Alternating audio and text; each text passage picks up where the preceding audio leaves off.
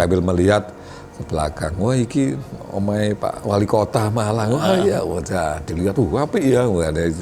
Lihat karena memang saat itu kan apalagi berada di kawasan Ijen, itu kan rumah-rumah yang peninggalan Belanda yang cukup mewah kan, kawasan elit.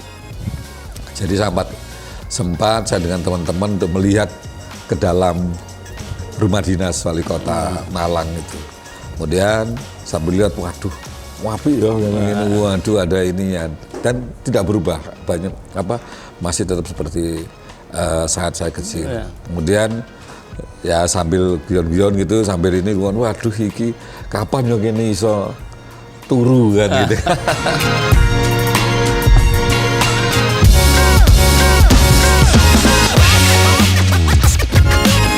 Halo, jumpa lagi dengan saya Tauhid Wijaya di Ngobrol Santai di Radar Malang TV.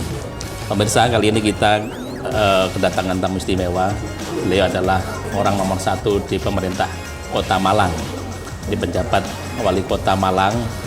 Beliau ini sosok yang istimewa, asli Malang, arek Bareng, dan kemudian bisa menapai karirnya sampai puncak di Kota Malang ini. Siapa beliau? Beliau adalah Bapak Wahyu Hidayat. Selamat sore Pak Wahyu. Selamat sore Samtewe. Terima kasih kedatangannya kali ini di studio Radar Malang TV.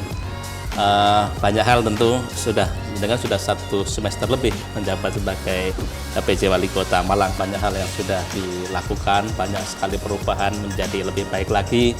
Dan yang istimewa bagi kami, Pak Wahyu ini adalah asli Kota Malang, asli Bareng, dan tentu kebanggaan bagi masyarakat Kota Malang dipimpin oleh warganya sendiri.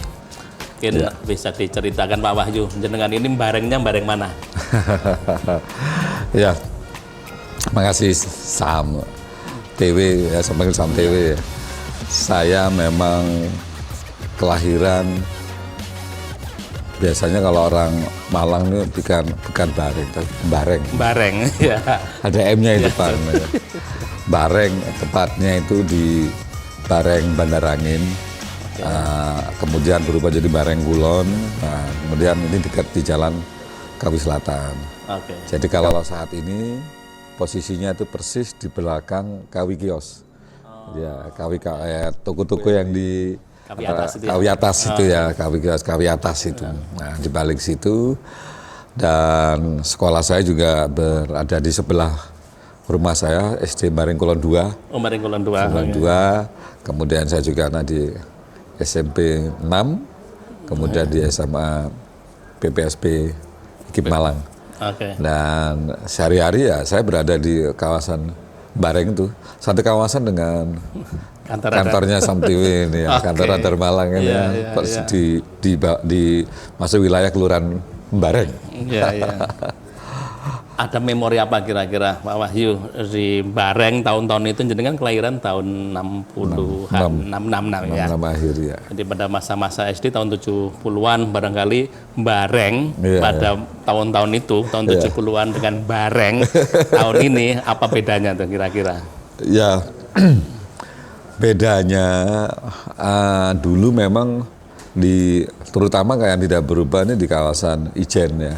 Ijen ini kan sampai dengan saat ini masih tetap seperti itu, hanya mungkin ada beberapa rumahnya saja yang sudah berubah, tapi tampilan dari beberapa rumah-rumah masih tetap seperti saat ini, termasuk juga rumah dinas Wali Kota Malang. Kemudian kalau untuk sekitar sini ya yang berubah seperti Kawi Kios, Kawi atas itu, kemudian dari beberapa hal ya memang tidak banyak yang berubah secara signifikan. Yang paling berubah total ya hanya sekitar kawasan stadion saja, Stadion Kajayana berubah total kan dulu. Karena dulu masih ada, makanya di depan ada Bareng Kartini, depan itu masih ada patung Ibu Raden Ajeng Kartini, ada tenis ya. Sekarang sudah berubah jadi mall itu aja. Jadi pemirsa yang pengen tahu referensi tentang Bareng tahun 70-an, 80-an bisa tanya langsung ke Pak Wahyu ini. Dan dengar-dengar tuh jenengan punya memori tuh dengan kawasan stadion lalu rumah dinas yang sampai hari ini tidak berubah. Iya. Yang jenengan waktu itu ya dengar-dengar sering inguk-inguk gitu. Nah, itu gimana bisa diceritakan tuh? Iya, dulu masih SD, setelah kita sekolah biasanya dengan teman-teman satu kampung itu, kita biasanya pada hari tertentu sama-sama janjian untuk berenang di Swembat. Selembat ya. Kalau orang lidah Malang menyebut selembat. Kan apa namanya, ada stadion olahraga, ada kolam renang. Ya. Okay. Nah, karena kolam renang yang untuk umum kan murah sekali itu sampai. Jadi kita biasanya kadang-kala urunan sama-sama untuk ke sana. Nah, setiap kali. Waktu itu berapa tuh harganya? Waktu itu lupa ini loh berapa ya, tapi kan nggak ada orangnya. Tapi yang murah sekali waktu itu. Dan setelah saya begini murahnya karena saya sering berobat ya mungkin ya. Jadi nggak tahu harganya. Nah, setelah selesai berenang santai, kita biasanya duduk-duduk ingat jalan ya, karena kan dari rumah dari sekolah ke Swembat itu tidak terlalu jauh, kita jalan dan biasanya duduk yang enak sambil melihat itu kan perempatan kan itu ya, lalu situasi lalang, kendaraan yang berlalu lalang itu kelihatan, jadi enak lah kalau pandangannya di situ. Nah, kita sering duduk memang jalan kaki ya jenengan dari rumah Timbareng. Jalan kaki, iya. Duduknya juga bukan karena nggak ada kursi, situ ada trotoar memang sudah ada. Ya. Duduknya di trotoar situ.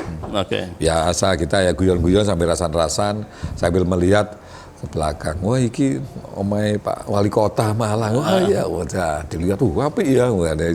Lihat karena memang saat itu kan apalagi berada di kawasan Ijen itu kan rumah-rumah yang peninggalan Belanda yang cukup mewah kan ya, kawasan elit. Jadi sempat saya dengan teman-teman untuk melihat ke dalam rumah dinas Wali Kota Malang itu. Kemudian sambil lihat, waduh, apik ya, waduh ada ininya, dan tidak berubah banyak masih tetap seperti saat saya kecil.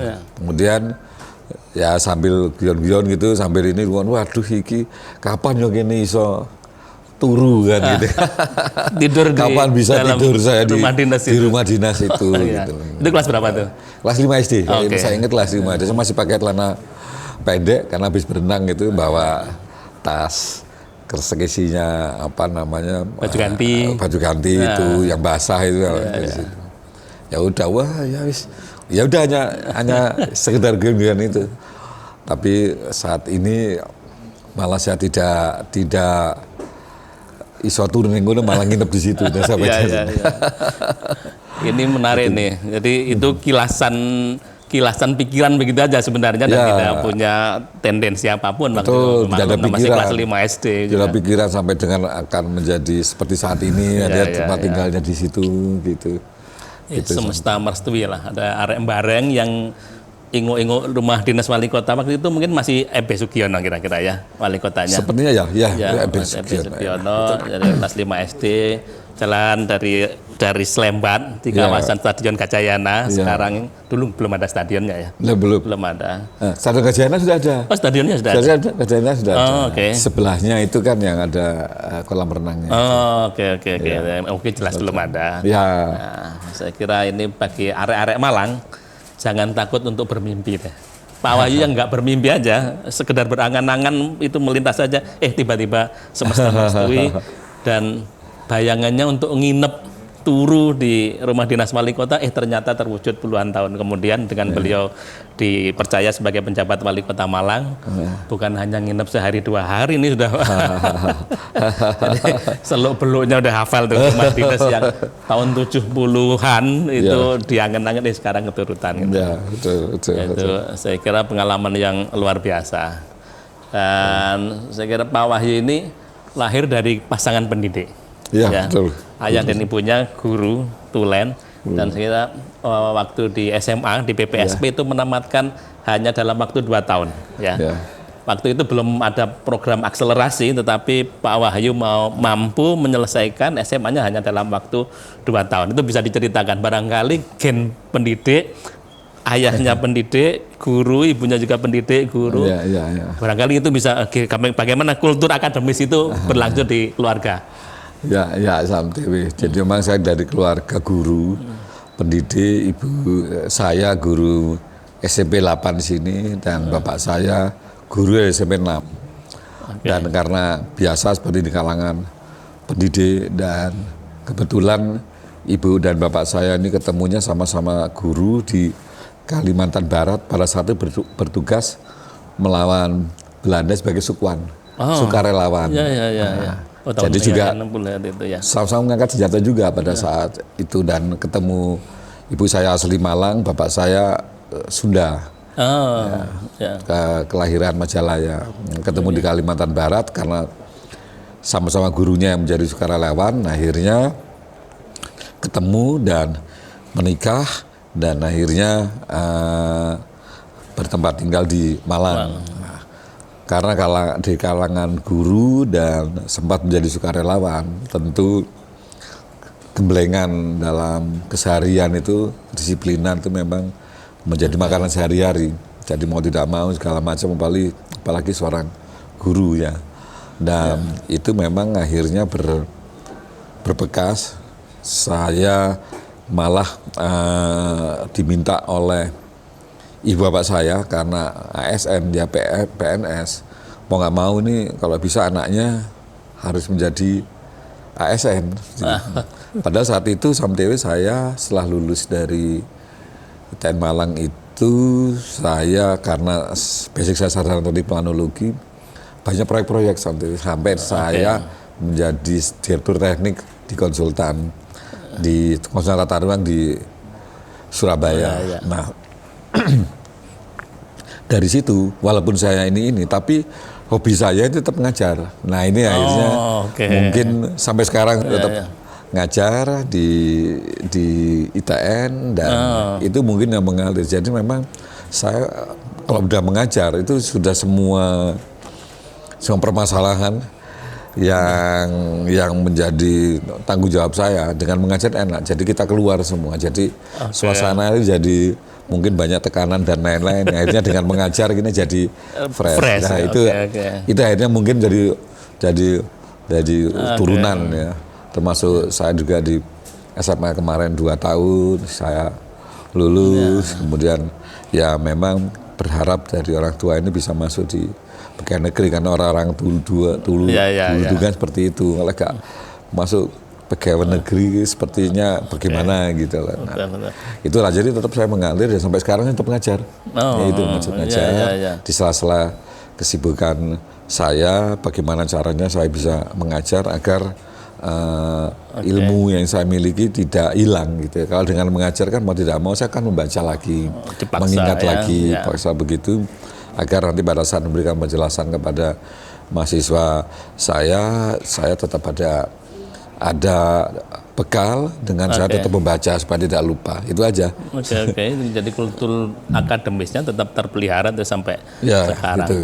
Tadi soal kedisiplinan yang ditanamkan betul oleh orang tua, kebiasaan belajar bisa diceritakan Pak Wahyu. Waktu kecil itu seperti apa sih modelnya? Barangkali ini penting dan bisa dijadikan referensi bagi orang tua sekarang bagaimana mendidik anaknya tuh.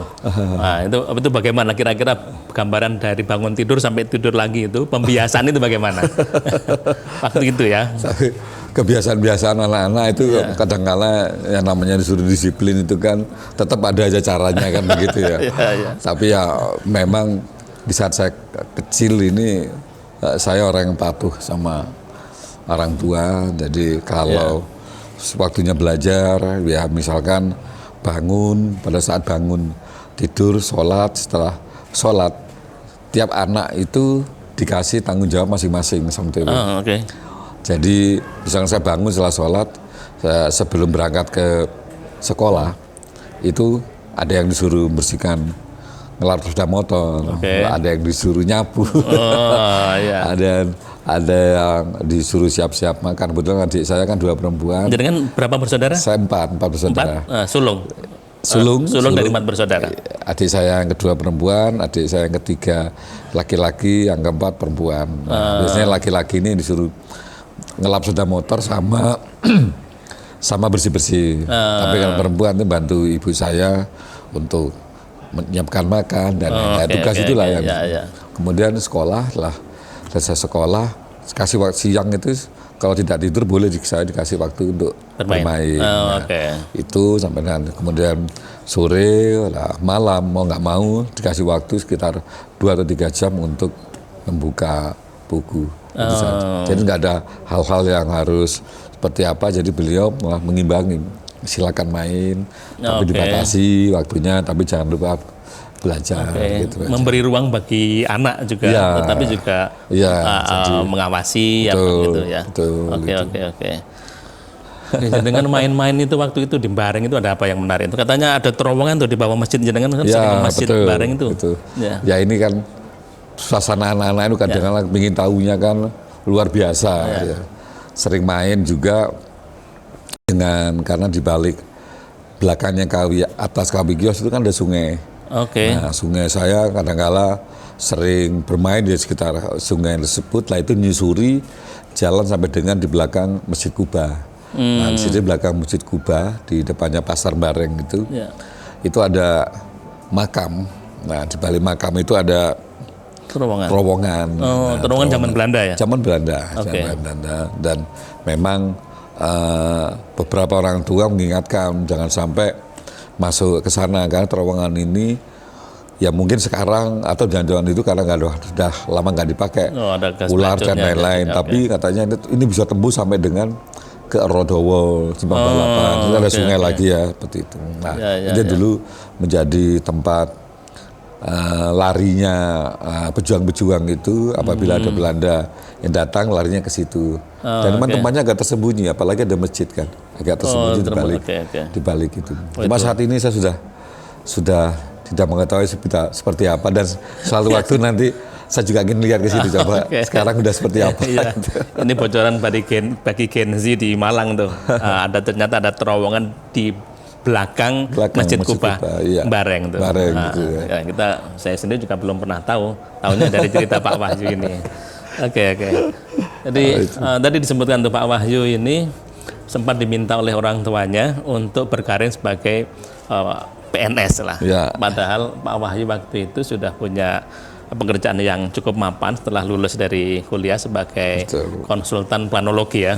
Jadi proyeknya ini spill bagi penonton, proyeknya se-Jawa Timur waktu itu.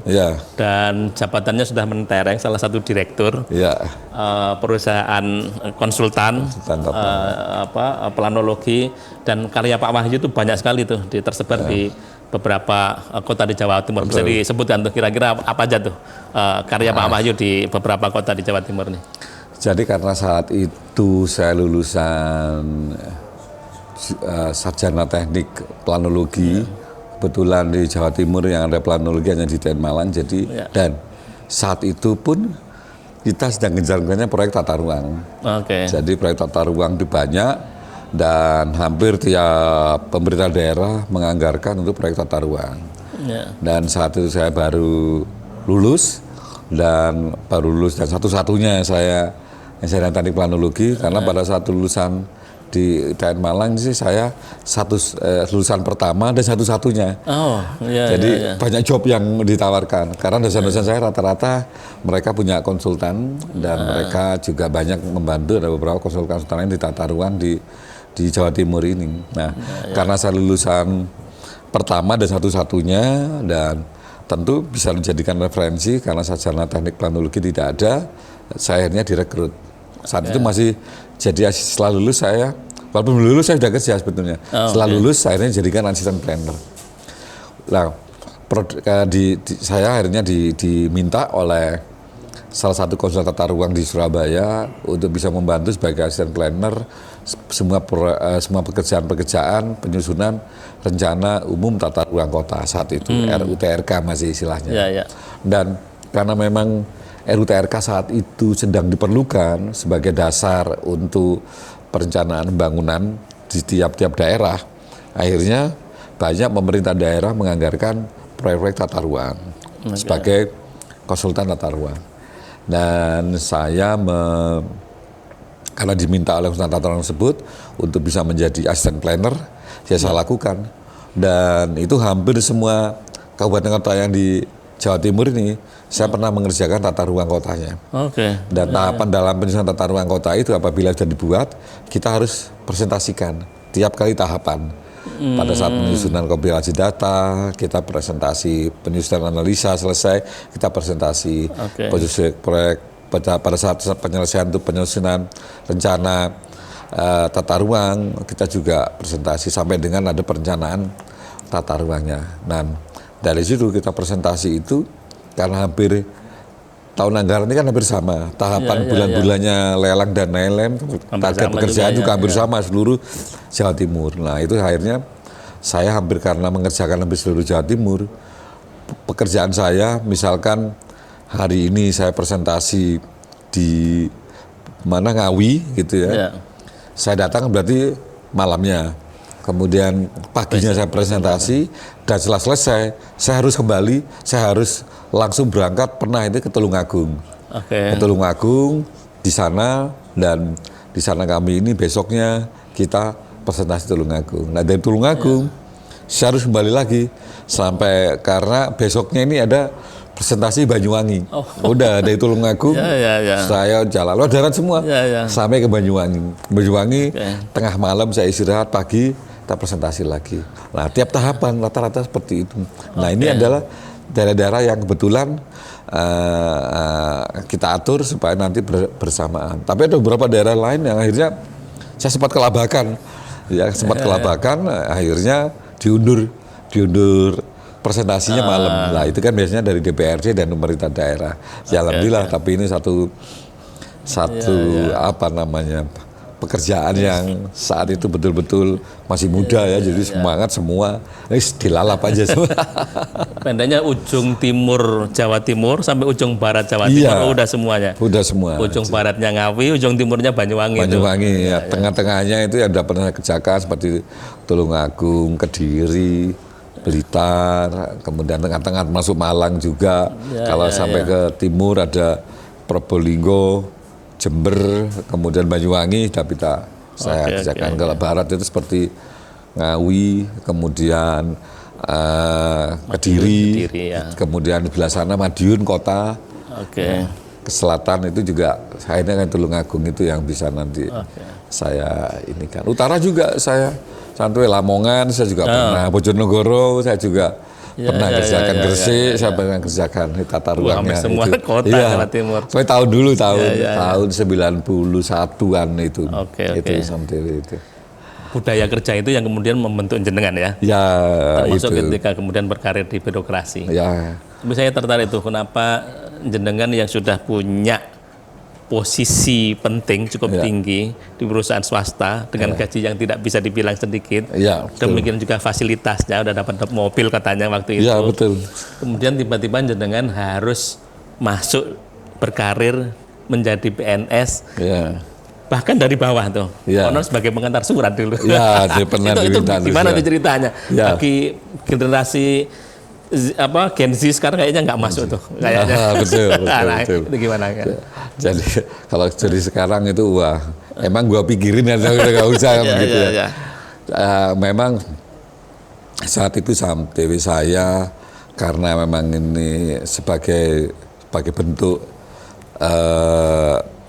bakti saya ke orang tua sebenarnya itu, walaupun dengan posisi yang seperti itu, tapi karena ibu saya dan bapak saya tetap menginginkan saya masuk pegawai negeri. Pada saat itu benar sampai saya di Konsultan Tata Ruang sampai dengan posisi saya direktur teknik, saya dikasih rumah dinas rumah sebagai direktur teknik dan kendaraan yang karena dipakai untuk operasional, dan karena saya diberi rumah karena memang harus bertempat tinggal di sana, akhirnya kami disiapkan rumah dan tapi karena permintaan orang tua yang keinginnya saya masuk PNS saat itu, ya mau tidak mau saya lakukan sampai dengan pada saat mulai surat lamaran pekerjaan itu pun saya malah dituliskan istri saya itu nulis surat lamarannya, saya tinggal tanda tangan persyaratan semua yang melengkapi saya.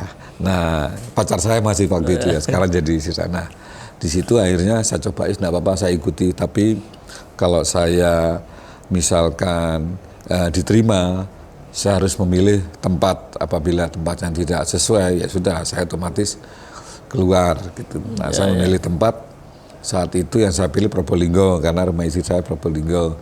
Kemudian Pasuruan karena memang berdekatan Probolinggo dengan Malang, kemudian Malang, dan terakhir saya tetap memilih berdirinya Surabaya karena banyak proyek tata ruangnya di Surabaya saat itu.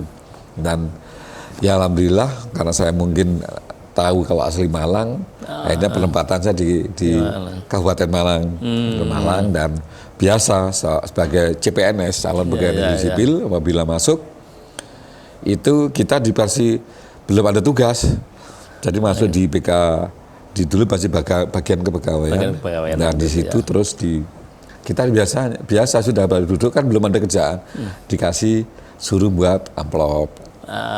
Setelah buat amplop, terus kemudian saya suruh buat surat. Buat suratnya masih ngetik manual, padahal sampai saya di konsultan itu sudah menggunakan laptop. Sudah menggunakan laptop dan printnya juga print begitu, itu printer laser pertama kali waktu itu saya. Kan konsultan kan harus sedikit lebih daripada di pemerintah daerah kan, karena dia harus ada transfer knowledge, ada memberikan satu ilmu kepada pemerintah daerah. Ya udah, karena saya diperintah untuk ngetik buat surat, ya udah buat surat yang dileng gitu ya. Ngetik buat surat itu kadang-kala crack, habis pakai tip X itu ya waktu itu selesai. Ya udah saya lakoni, padahal sudah saya menggunakan laptop. Saya datang ke sana udah bawa laptop padahal itu. Tapi apa yang harus saya kerjakan Bang, di situ aja printernya mungkin ya belum lengkap seperti di konsultan. Ya saya lakukan setelah selesai buat surat, kemudian suruh nganter. Jadi suratnya disuruh nganter, padahal Kabupaten Malang itu 33 kecamatan ya. Akhirnya suruh nganter kecamatan, ya sudah. Pakai motor? Ya pakai motor saya. Biasanya pakai mobil? Iya, biasanya pakai mobil. Tapi itu semua saya ini, kalau ya sudah, saya memang diminta untuk mempelajari lapangan. Jadi saya sekali nganter surat, saya mati, kantor kecamatan ini di sini, kantor kecamatan ini di sini. Ya udah, semua saya nikmati itu. Jadi karena permintaan orang tua sebagai bentuk karya bakti saya, dan alhamdulillah saya diterima waktu itu dan ditempatkan dan bisa menjadi satu arahan orang tua yang betul-betul saya ikuti. Jadi beliau ada kepuasan, ada kebanggaan sendiri lah bisa seperti itu. Bakti kepada orang tua nih, pemirsa, itu hal yang saya kira di era milenial sekarang udah menjadi kosakata yang semakin ditinggalkan. Jadi kalau Gen Z itu pengennya berkarir cepat, kalau nggak sesuai dengan keinginannya ya pindah aja. Padahal Pak Wahyu ini udah pada posisi tinggi sekali dengan fasilitas mentereng, hanya karena bakti orang tua kepada orang tua, beliau mau menapai karir lagi dari bawah.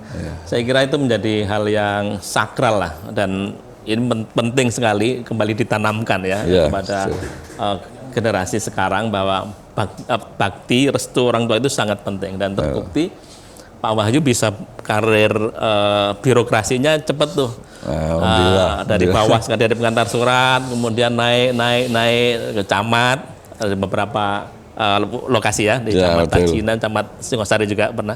Camat Tajinan ya. Lalu kepala dinas beberapa sampai sekretaris daerah, dan kemudian beliau dipercaya menjadi pejabat wali kota Malang. Ini saya kira tidak bisa dilepaskan dari itu tadi, itu bakti. Bakti pada orang tua. Ini hal yang penting sekali bagi generasi sekarang, saya kira penting. Dan Pak Wahyu tadi budaya kerja yang waktu jadi konsultan kayak nggak kenal waktu tuh. Itu turut membentuk Pak Wahyu ketika kemudian berkecimpung di birokrat. Nah, itu bisa diceritakan tuh bagaimana itu menginfluence, mempengaruhi jenengan, dan kemudian itu bisa menggerakkan seluruhnya. Saya kira teman-teman di birokrat baik dulu di kabupaten maupun di Kota Malang sekarang merasakan betul tuh, kayak nggak ada lerennya ini Pak. Seperti ikut lagi kayak melo Jepang katanya gitu. Ada gitu.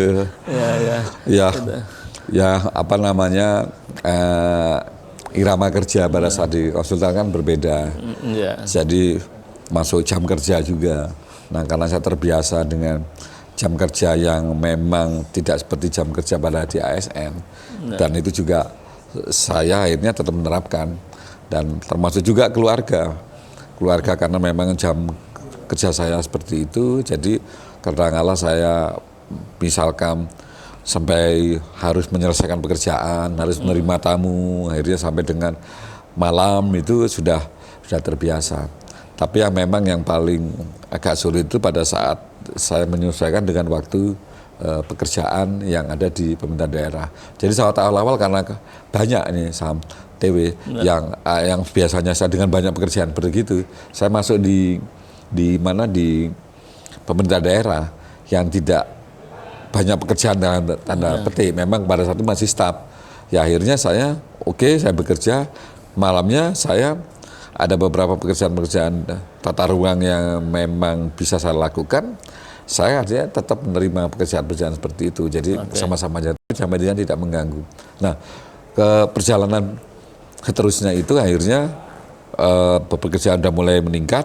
Saya sudah tidak menerima lagi pekerjaan itu. Saya fokus, dan fokus ini bagaimana saya melakukan suatu pekerjaan itu sesuai dengan keinginan pimpinan. Malah saya akan memberikan satu pekerjaan yang tidak seperti yang biasa dilakukan oleh ASN, dan itu akhirnya banyak pimpinan kerja saya merasa bahwa saya ini orang yang bisa menjadi satu tolak ukur untuk bisa peningkatan kerja. Banyak masalah-masalah yang terkait tata ruang akhirnya dibebankan pada saya. Saking percayanya mereka dengan hasil kerja saya masih staf pun pada saat di kabupaten, di Bapeda Kabupaten Malang, saya dibuat ruang khusus. Jadi biasanya kalau staf itu kan dikasih meja satu gitu. Saya enggak, saya dikasih ruang khusus. Khusus ditambah satu staf. Jadi saya staf yang punya staf. Saya punya staf gitu. Masih ada stafnya saya sekarang. Sekarang sudah pensiun, dan masih ada. Karena saya memang fokus ya sudah mengenai tata ruang sudah biar serahkan sama Wahyu gitu, kepala Bapeda saat itu. Biarkan dia ruang khusus. Permintaannya Wahyu itu apa dicukupi, ya udah saya minta laptop sama printer laser, diminta ruangan khusus, ada lagi satu yang bantu saya. Nah akhirnya banyak pekerjaan terkait dengan tata ruang saat itu saya langsung kerjakan, dan pimpinan merasa tercukupi, dan alhamdulillah juga banyak hal-hal yang menjadi terobosannya terkait dengan tata ruang. Dan akhirnya tahun 96 kalau nggak 97 saham TW itu ada pembukaan pendaftaran untuk sekolah di luar negeri, di Belanda itu ya, di Belanda. Nah saya diikutkan, dan alhamdulillah saya lolos, dan akhirnya saya mendapatkan diploma yang di luar negeri itu di Belanda, dan itu saya satu angkatan dengan Bu Risma. Bu Risma sudah kasih. Bu Risma itu planologi juga ya? Bukan, dia arsitek, kemudian ambil S2-nya kalau nggak salah planologi, ya, tapi awalnya arsitektan, dan itu Bu Risma di kelas Surabaya 10 orang, saya kelas Jawa Timur dengan beberapa kabupaten kota 10 orang, tapi ada beberapa kelas kadangkala kita digabung seperti ini.